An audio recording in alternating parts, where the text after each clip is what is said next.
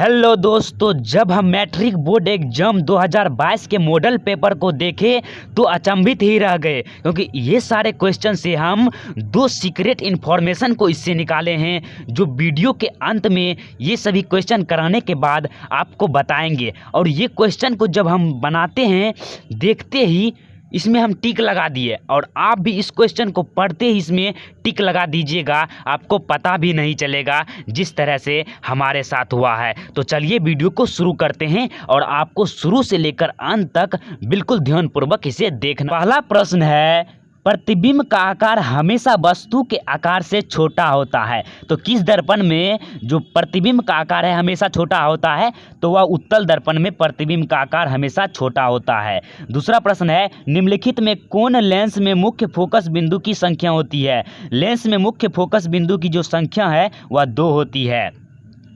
Next प्रश्न है, जिससे विद्युत धारा प्रवाहित नहीं होती है वह पदार्थ कहलाता है। तो वह पदार्थ कुचालक कहलाता है, जिससे विद्युत धारा प्रवाहित नहीं होती है। बिल्कुल ही न्यू है। चौथा प्रश्न, श्वेत प्रकाश में कितने वर्ण होते हैं या कितने रंग होते हैं? तो 7 रंग होते हैं श्वेत प्रकाश में, क्योंकि हम जानते हैं कि श्वेत रंग जो है 7 रंगों का मिश्रण होता है। पांचवा प्रश्न है, घटपर्णी एक उदाहरण है। तो यह एक कीटभक्षी पौधा का है, जो कीट को भक्षण करता है, उसको खाता है। छठा प्रश्न है, निम्नलिखित में कौन जंतु चमड़ी एवं फेफड़े दोनों से सांस ले सकता है? तो मेढक। आप भी देख रहे हैं कि क्वेश्चन पढ़ते ही आप टिक लगा देते हैं इसमें, तो इसका आंसर हो जाएगा मेढक, जो चमड़ी एवं फेफड़ा दोनों से सांस लेता है। और इधर का प्रश्न है, लाल रक्त कोशिका में लाल वर्णक है। तो हीमोग्लोबिन इसका लाल रक्त कोशिका में लाल वर्णक है, लाल रंग का। आठवां प्रश्न, नेफ्रॉन पाया जाता है। तो नेफ्रॉन वृक्क में पाया जाता है।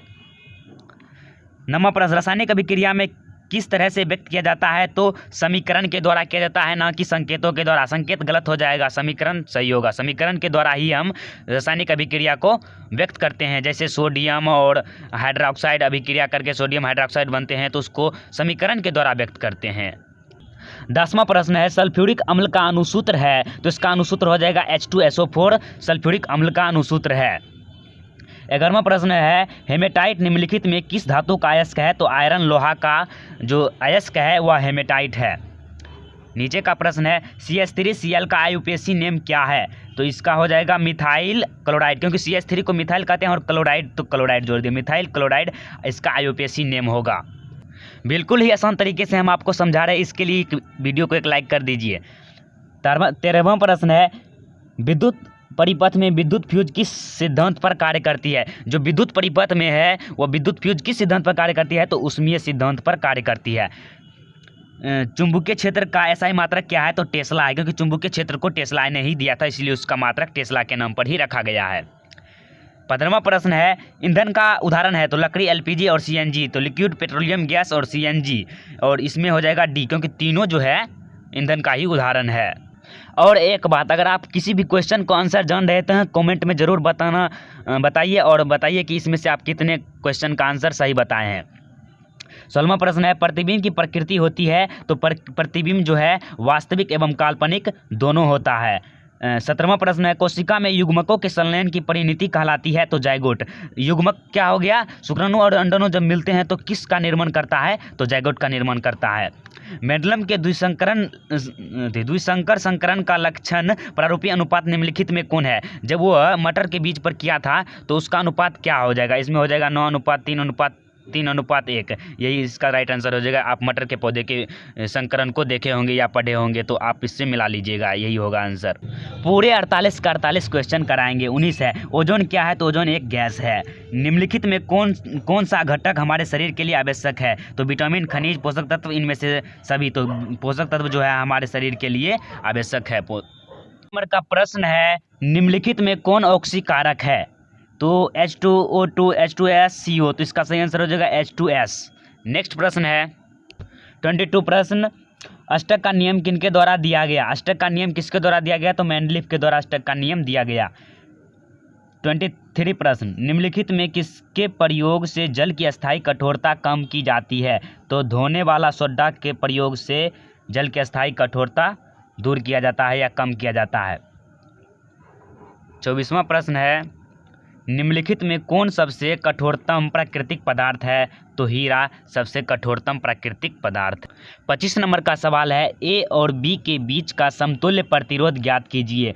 यहाँ पर 2 ओम और जाके 2 ओम दिया गया है, तो समतुल्य प्रतिरोध 1 बराबर आर बराबर पड़े हैं 1 बटा इसको R1 मान लीजिए और इसको R2 मान लीजिए। तो 1/2 प्लस 1/2, 2 एलसीएम हो जाएगा, 1 + 1 बराबर 2/2, कट जाएगा 1 ओम आ जाएगा इसका आंसर 1 ओम। ए और बीच का समतुल्य प्रतिरोध 1 ओम। घरेलू परिपथ में विद्युत धारा की आवृत्ति का मान होता है। जो घरेलू परिपथ होते हैं उसमें विद्युत धारा का आवृत्ति का मान होता है तो 60 हर्ट्ज। चैनल पर अगर नए हैं तो इस चैनल को सब्सक्राइब कर ले, क्योंकि इसी तरह का वीडियो आपको मिलता रहेगा। 27 नंबर का प्रश्न है, सोलर सेल में कौन सी विद्युत धारा प्राप्त होती है? तो इसमें डिश धारा प्राप्त होती है, डीसी करंट। डिश धारा सोलर सेल में प्राप्त होती है विद्युत धारा। 28 नंबर का प्रश्न है, कांच का अपवर्तनांक किस रंग के लिए सर्वाधिक होता है? तो बैगनी रंग के लिए कांच का अपवर्तनांक सर्वाधिक होता है, सबसे अधिक होता है। 29 नंबर का प्रश्न है, आराम में सामान्यतः वयस्क मनुष्य का श्वसन दर प्रति मिनट कितना होता है? तो 16 से लेकर 20 तक होता है, और इसके सिमिलरली में यहाँ पर कौन है? तो बी ऑप्शन हो जाएगा, 18 से 20 तक। 30 नंबर का प्रश्न है, निम्नलिखित किस जीव में परिसंचरण तंत्र नहीं होता है? तो हाइड्रा में परिसंचरण तंत्र नहीं होता है। रेजिन एवं गोंद संचित रहता है तो पुराने जाइलम में। 32 नंबर का प्रश्न, निम्नलिखित में कौन अनैच्छिक क्रिया नहीं है? तो चबाना अनैच्छिक क्रिया नहीं है। 33 नंबर का प्रश्न है, प्राकृतिक रबर निम्नलिखित में किसका बहुलक है? तो आइसोप्रीन का। Ca का परमाणु क्रमांक क्या होता है? देखिए कितना हौला सवाल है, इसका हो जाएगा 20। Ca कैल्शियम का परमाणु क्रमांक, परमाणु संख्या कितना होता है? तो 20। 35 नंबर का सवाल है, निम्नलिखित में कौन प्राकृतिक संसाधन है? तो वायु, जल, मृदा, ये सभी हो जाएगा। सभी प्राकृतिक द्वारा ही उत्पन्न किया गया है, संसाधन है। और इधर का हो जाएगा, बहुत हौला है क्वेश्चन। 36 नंबर का प्रश्न है, निम्नलिखित में कौन सा बुझा हुआ चूना है? तो CaOH का होल2 बुझा हुआ चूना कहलाता है। लेंस की क्षमता क्या है? तो फोकस दूरी का व्युत्क्रमानुपाती होता है, तो P बराबर 1/f। 38 नंबर का प्रश्न है, नेत्र में किसी वस्तु का कैसा प्रतिबिंब होता है? तो काल्पनिक सीधा और छोटा, अर्थात उत्तल लेंस नेत्र में रहता है तो काल्पनिक सीधा एवं छोटा प्रतिबिंब बनाता है। वीडियो में अगर मजा आ रहा है तो एक लाइक जरूर करें। 39 नंबर का है, वोल्ट बराबर होता है तो कूलम प्रति जूल होता है, कूलम प्रति जूल होता है वोल्ट बराबर। और 40 नंबर का सवाल है, विद्युत घंटी विद्युत धारा के किस प्रभाव पर कार्य करती है? तो विद्युत चुंबकीय प्रभाव पर कार्य करती है विद्युत घंटी। 41 नंबर का प्रश्न है, ऊर्जा उत्पादन के लिए कोशिका पराया किसका उपयोग करती है? ऊर्जा के लिए जो है ना कोशिका किसका उपयोग करती है? तो इसका हो जाएगा ग्लूकोज का उपयोग करती है कोशिका। ईस्ट में कैसे जनन होता है? 42 नंबर का क्वेश्चन है, ईस्ट में कैसे जनन होता है? तो विखंडन द्वारा ईस्ट में जनन होता है। ये सब बहुत ही महत्वपूर्ण है, इसे आपको याद रखना पड़ेगा। 43, विकासीय दृष्टि से हमारी समानता किससे अधिक है? जो हमारी समानता है वह किससे अधिक है? तो चिंपांजी से। 44 नंबर का प्रश्न है, तापमान, वर्षा तथा पवन पर्यावरण के कैसे कारक हैं? तो भौतिक कारक हैं। बस अब 4 क्वेश्चन ही करना है। अपच के उपचार के लिए निम्न में से किस औषधि का उपयोग किया जाता है? तो प्रति अम्ल के विपरीत जो होता है उसी का उपयोग किया जाता है। निम्नलिखित में से कौन सा पदार्थ ऑक्सीजन से संयोग नहीं करता है? तो सोना ऑक्सीजन से संयोग नहीं करता है। 47 नंबर का प्रश्न है, आहार एवं पानी निम्नलिखित में से किस राज्य में जल संचय की व्यवस्था है? तो बिहार में, अपना ही बिहार राज्य में जो है आहार एवं पानी की सिंचाई के लिए व्यवस्था है।